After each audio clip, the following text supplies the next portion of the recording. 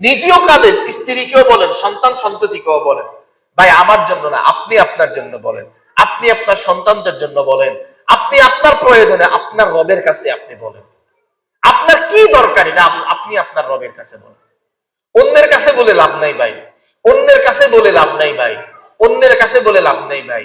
দুনিয়ার মানুষের কাছে কত বলবেন, কত মিটাবেন, কিন্তু আল্লাহর কাছে বলেন, উনি মিটাবে অথবা আপনার হৃদয়ের মধ্যে প্রশান্তি দিয়ে দেবে। হৃদয়ের প্রশান্তিটা হচ্ছে বড় বিষয় ভাই। লক্ষ লক্ষ কোটি কোটি টাকা বিঘায় বিঘায় জমি দেয়া অথবা বাড়ি, অনেক বড় বাড়ি দিয়া হৃদয়ের মধ্যে প্রশান্তি হয় না ভাই। হৃদয়ের মধ্যে প্রশান্তি শুধু আল্লাহ তাআলার রহমত। আল্লাহ তাআলার রহমত যার মধ্যে আছে, সেই হচ্ছে হৃদয়ে প্রশান্তি নিয়ে সে বসবাস করে। সাহাবায়ে কেরাম রাদিয়াল্লাহু আনহুমের কোটি কোটি টাকা ছিল না, খেতে পারতো না, ঠিকভাবে খেতে পারতো না সাহাবায়ে কেরাম। খাবার নাই তো খাবে কোত্থেকে? কিন্তু হৃদয়ের প্রশান্তি ছিল সাহাবায়ে কেরাম, হৃদয়ের প্রশান্তি ছিল সাহাবায়ে কেরামের। আমার আপনার মতো এত পেরেশানি ছিল না। আমি আপনি পেরেশানিতে থাকি, কিভাবে আরো কয়েক টাকা ইনকাম করব, কিভাবে আরো লাখ টাকা ইনকাম করব, কিভাবে আরো কোটি টাকা ইনকাম করব, জমি আরো কিভাবে বাড়াবো, বাড়িঘর আরো কিভাবে সৌন্দর্য করব, সন্তান সন্ততিকে আরো কিভাবে বিদেশে পাঠাবো, আরো কি করব, আরো কি করব, আরো কি করব, এই হচ্ছে আমার আপনার পেরেশানি।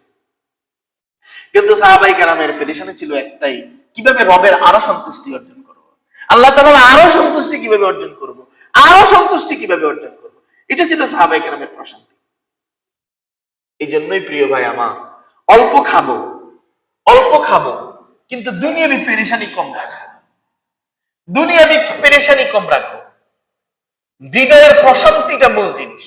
প্রিয় ভাই আমার, আমাদের মন মতো যদি আমরা চলতে চাই, ভাই আমি মুসলিম, আমি ইমানদার, আমি মুসলমানের কাতারে আমার নাম লিখিয়েছি, আমার স্বাধীনতা হচ্ছে কোরআন এবং সুন্নাহ। কোরআন সুন্নাহ যেভাবে চলবে, এইভাবে চলার নাম হচ্ছে আমার স্বাধীনতা। কোরআন সুন্নাহর বিপরীতে আমি চলে, এটার নাম স্বাধীনতা নয়।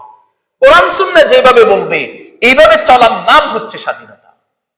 আমি যেইভাবে চাইবো সেইভাবে কোরআন হাদিস নয়, বরং কোরআন হাদিস কোরআন সুন্নাহ যেইভাবে চাইবে সেইভাবে আমি চলবো। এটা হচ্ছে মুসলিমের পরিচয়। মুসলিমের পরিচয় হচ্ছে কোরআন সুন্নাহ যেভাবে বলবে মুসলিম সেইভাবে চলবে। এটা হচ্ছে মুসলিমের পরিচয়।